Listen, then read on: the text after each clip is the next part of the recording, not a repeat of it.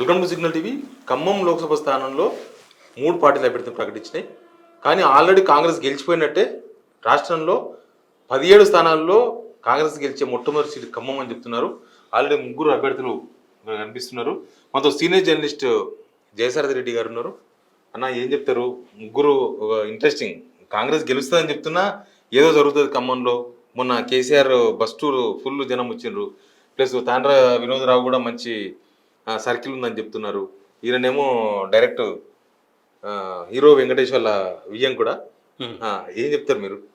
అంటే ఖమ్మం జిల్లా కొంచెం టిపికల్గా తెలంగాణకు కొంచెం భిన్నమైనటువంటి పరిస్థితి కనిపిస్తుంటుంది అక్కడ ఎప్పుడు కూడా. అయితే అక్కడ బీజేపీ అభ్యర్థి తాండ్ర వినోదరావు అంటే బీజేపీ బలం చాలా నామమాత్రం. చాలా గ్రామాలలో పోలింగ్ ఏజెంట్లు కూడా ఉండకపోవచ్చు. సరే, ఈసారి ఏమైనా ఫోర్స్ఫుల్లీ ప్రయత్నం చేస్తారేమో.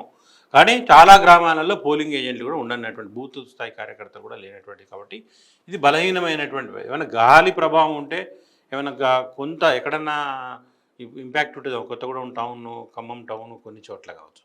కానీ చాలా నామమాత్రమైనటువంటి ఇక ప్రభావం బీజేపీది ఉండే అవకాశం ఉంది. ఇక్కడ ప్రధాన ప్రత్యర్థులు ఈ ప్రధానమైనటువంటి పోటీ 2 పార్టీల మధ్య ఉండే అవకాశం ఉంది. Congress BRS party.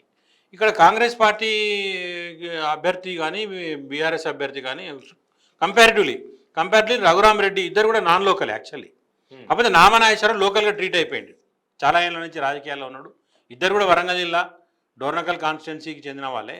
వీరు ఎప్పుడో వెళ్ళిపోయినారు, అక్కడ ఖమ్మం జిల్లాకి వెళ్ళిపోయినారు నామనాగేశ్వరరావు. కాబట్టి అక్కడి నుంచి ఆయన వ్యాపారాలు ఉన్నాయి. అక్కడే ఆయన 2 సార్లు ఎంపీగా అయిపోయాడు. ఎమ్మెల్యే కూడా పోటీ చేసిండ్రు. కాబట్టి సుదీర్ఘకాల వ్యాపారంగా ఖమ్మంతో సంబంధాలు కాబట్టి ఈయన దాదాపు ఖమ్మం లోకల్ పరిగణిస్తారు. ఇక రఘురామ్ రెడ్డి పూర్తిగా సురేందర్ రెడ్డి ఆయన సీనియర్ నేత. అది ఖమ్మం కానుకున్నటువంటి డోర్నకల్ కాన్స్టిట్యున్సీ ఉంటుంది.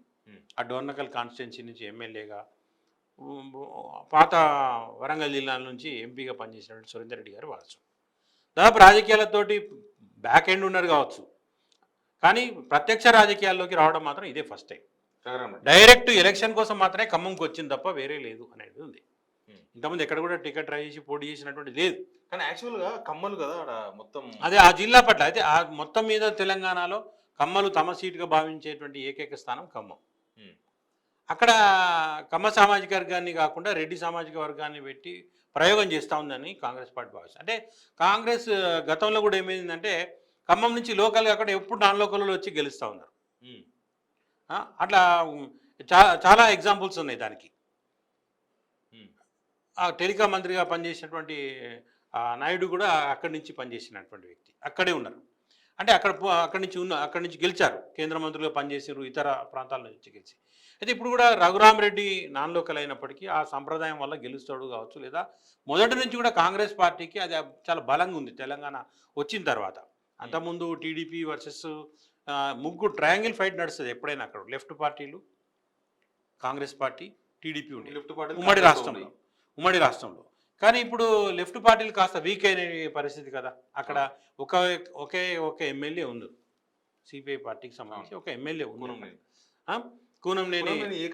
కొత్తగూడెం కూనంనేని సాంబశివరావు. కొత్తగూడెం పార్లమెంట్ పరిధి, ఇది ఖమ్మం పార్లమెంట్ పరిధిలోనే ఉంది. ఖమ్మం పార్లమెంట్ పరిధిలోనే ఉంది. ఆ జిల్లాలో ఉన్నటువంటి భద్రాచలము మిగతా ఇల్లందరినీ కూడా మహబూబాద్ పార్లమెంట్ పరిధిలోకి వస్తాయి. కాకపోతే ఇక్కడ బీఆర్ఎస్ ఉంచినటువంటి నామనాగేశ్వర అంటే ఖమ్మ సామాజిక వర్గానికి చెందినటువంటి వ్యక్తి, బాగా పాపులర్ అయిన వ్యక్తి. ఖమ్మలంతా కాంగ్రెస్ తో కోపంతో ఉన్నారు. వాళ్ళంతా నామనాగేశ్వరరావుకు చేద్దామని సీట్ అడిగిరు. గతంలో రేణుకా చౌదరి చేసిండ్రు. రేణుకా చౌదరికి ఇప్పుడు రాజ్యసభ ఇచ్చినాం కాబట్టి మాకు రఘురామ్ రెడ్డికి తీసుకున్నారు అనేది ఉంది ఇక్కడ. కాకపోతే ఈ పార్లమెంటు నుంచి రెడ్డి సామాజిక వర్గం నుంచి అక్కడ ఇప్పటివరకు ప్రాతినిధ్యం వహించలేదు. ఎవరు గెలవలేదు అక్కడ. ఓకే, అక్కడ ఇంతవరకు ఎవరు గెలవలేదు. కేవలం అక్కడ ఎక్కువగా ఈ సామాజిక వర్గాన్ని చేసిన తర్వాత వెంగళరావు గారు కూడా గెలిచారు, వెలమ సామాజిక వర్గం. కానీ ఇతనికి ఫస్ట్ టైం ఇక్కడ ట్రయల్ జరుగుతుంది. పూర్తిగా ఏమైందంటే పొంగులేటి మీద డిపెండ్ అయిపోయారు. అంటే వీళ్ళ కొన్ని విలేజ్లలో ఆస్తులు ఉన్నాయి. యాక్చువల్ ల్యాండ్ లార్డ్స్ మొదటి నుంచి కూడా రామసామి సురేందర్ రెడ్డి కుటుంబానికి అక్కడ కొన్ని విలేజ్లతో సంబంధం ఉంది, కొన్ని వ్యాపారాలు ఉన్నాయనేటువంటిది ఉంది. కానీ ఇప్పుడు లేవు, అంతగా లేవు. ఎందుకంటే సురేందర్ రెడ్డి గారు ఏజ్ అయిపోయినారు. ఈయన ఎప్పుడు రాజకీయాల్లో లేరు. కాబట్టి పక్కన ఉన్నటువంటి వరంగల్ జిల్లా ఉన్నటువంటి డోర్నకల్ ప్రాంతానికి చెందింది కాబట్టి, దాని ఆనుకొని ఉంది కాబట్టి అక్కడ జనరల్ అయింది. కాబట్టి పొంగులేటి శ్రీనివాసరెడ్డి తమ్మునికి టికెట్ నిరాకరించిన పక్షంలో, అంటే కుటుంబ సభ్యులకు నిరాకరించిన పక్షంలో ప్రసాద్ ఇంకో రెండో రూట్లో వచ్చారు. ఏంటి అంటే నాకు కాదు, సురేందర్ రెడ్డి అనేటువంటి రాజకీయ నాయకుడు, ఆయన నాకంటే ముందు కాంగ్రెస్ పార్టీ వాళ్ళ కొడుకుగా ఆయన ఇంట్రడ్యూస్ చేశారు. రెండు రకాలుగా ఇటు వియ్యంకుడయ్యారు. కాబట్టి ఇతను తీసుకొచ్చి డైరెక్ట్ వాళ్ళ తమ్మునికి ఇవ్వకుండా, ఎందుకు దానికి ఆబ్జెక్షన్ వచ్చింది, బట్టి నుంచి ఆబ్జెక్షన్ వచ్చింది, జిల్లా మీద పెత్తనం పోతుంది, లేదంటే మా వైఫ్కి ఇవ్వండి అని చెప్పేసి ఆయన బట్టి గారు అడిగారు. బట్టి సతీమణికి ఇప్పుడు వాళ్ళంతా సపోర్ట్ చేస్తున్నారు అనుకోవచ్చా? అదే చెప్పండి, అదే తుమ్మల నాగేశ్వరరావు వాళ్ళ కొడుకు ఇవ్వమని అడిగారు. లేకపోతే కాంటుబట్టి పరిస్థితుల్లో మండ వెంకటేశ్వరరావు పేరు వచ్చినాయి, పోట్ల నాగేశ్వరరావు పేరు వచ్చింది, ఇంకో రాయల నాగేశ్వరరావు గారు ఆయన పేరు వచ్చింది.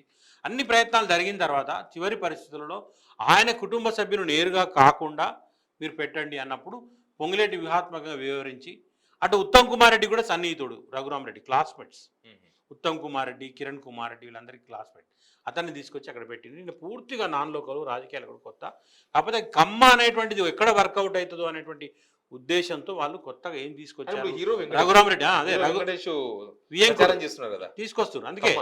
అందుకే తీసుకొచ్చారు, అందుకే తీసుకొచ్చారు. అంటే నామా నాగేశ్వరరావు అనగానే కమ్మ సామాజిక వర్గము, ఆ కమ్మ సామాజిక వర్గం ఇవ్వలేదనే అసంతృప్తి రాకూడదు అంటే రఘురామిరెడ్డి ఏం చేస్తున్నారంటే ఆయన కోడలను ప్రచారం తీసుకొస్తున్నాడు, వియంకుడు వెంకటేశ్వర కూడా ప్రచారంలో తీసుకొచ్చి రావడం ద్వారా కమ్మ ఓటర్లను తటస్థం చేయాలని భావిస్తూ ఉన్నారు. ఇక్కడ కమ్మ ఓటర్లను తటస్థం చేయాలి. ఇక్కడ ఈ పార్లమెంట్ పరిధిలో చూస్తే కాంగ్రెస్ పార్టీ స్ట్రాంగ్గా ఉన్నమాట వాస్తవం, అంతే స్ట్రాంగ్గా గ్రూపులు ఉన్నాయి కూడా వాట వాస్తవం.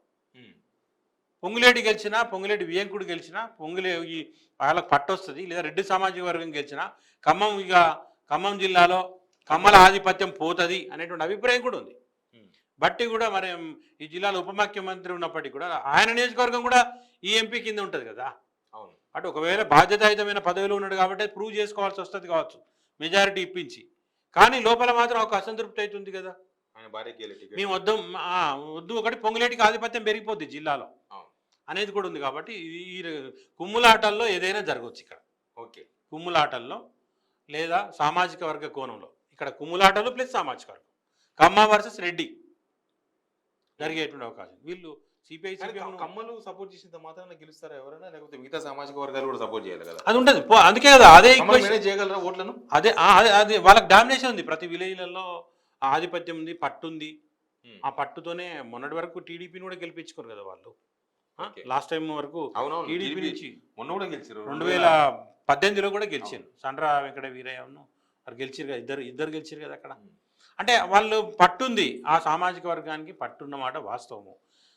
కానీ ఆ సామాజిక వర్గానికి వ్యతిరేకంగా పోలరైజ్ అయ్యే పొంగులేటికి గ్రిప్ వచ్చింది, అంతకుముందు జగలగ వెంకటరావుకు గ్రిప్ వచ్చింది అనేది కూడా ఉంది. ఓకే, అయితే అలాంటి ఫైట్ జరిగేటువంటి అవకాశం కూడా ఉంది. ఎందుకంటే తమ చేతిలోంచి పోదు. ఒకటి అక్కడ ఉన్నటువంటి కమ్మ సామాజిక వర్గం కూడా కేసీఆర్ను ఓడించాలి అనే కోణంలో కాంగ్రెస్ పార్టీతో ర్యాలీ అయిపోయింది కాబట్టి స్వీప్ చేయగలిగింది ఆ జిల్లాలో. కానీ లేకపోతే వాళ్ళు పూర్తిగా సహకరించకపోతే కొన్ని స్థానాలు కూలిపోయే పరిస్థితి ఉండేది. కాకపోతే ఇప్పుడు ఏమైంది, వాళ్ళ ఫైట్ అయిపోయింది, with in the Congress fight ఉంది, సామాజిక వర్గ ఫైట్ కూడా స్పష్టంగా కనిపిస్తూ ఉంది. అది ఎట్లాంటి ప్రభావం చూడాల్సి ఉంటుంది. కాకపోతే ఇప్పుడు ఉన్నటువంటి పరిస్థితి ఏదైనా జరగవచ్చు. నామా నాగేశ్వరరావు కానీ అడ్వాంటేజ్ జరగవచ్చు, రఘురామిరెడ్డికి ఏమో పూర్తిగా ఎమ్మెల్యేలు ఉన్నారు, వియంకుడు మంత్రి ఉన్నాడు, ముగ్గురు మంత్రులు ఉన్నారు, ఎమ్మెల్యేలు ఉన్నారు. సిపిఐ పార్టీకి సంబంధించినటువంటి ఎమ్మెల్యే కూడా వీటే సపోర్ట్ చేస్తారు కదా. అంటే లెఫ్ట్ పార్టీల ఓట్లు కూడా ఇటు ఉన్నాయి అడ్వాంటేజ్. ఇది ఈయనకు ఎమ్మెల్యేలు, మంత్రులు, ఇది సంస్థాగతమైన నిర్మాణం, దీనికి అడ్వాంటేజ్ మొదటి నుంచి. ఇక బీఆర్ఎస్ పార్టీకి ఏందో నామా నాగేశ్వరరావు ఉన్నటువంటి కమ్మ సామాజిక వర్గం ఏమైనా సపోర్ట్ చేస్తే గెలిచేటువంటి అవకాశాలు ఉంటాయి. గతంలో కూడా ఇక్కడ ఈ జిల్లాలో బీఆర్ఎస్ పార్టీ ప్రభావం చెప్పలేదు. గతంలో కూడా ఇక్కడ బీఆర్ఎస్ ప్రభావం తక్కువే కదా ఇక్కడ, మొదటి నుంచి తక్కువే. 2 టర్మ్లో కూడా ఒక్కొక్క సీటే గెలిచింది. ఇప్పుడు కూడా ఒకటే సీట్ గెలిచింది. ఉమ్మడి ఖమ్మం జిల్లాలో భద్రాచలం ఒకటి గెలిచింది. Okay, thank you.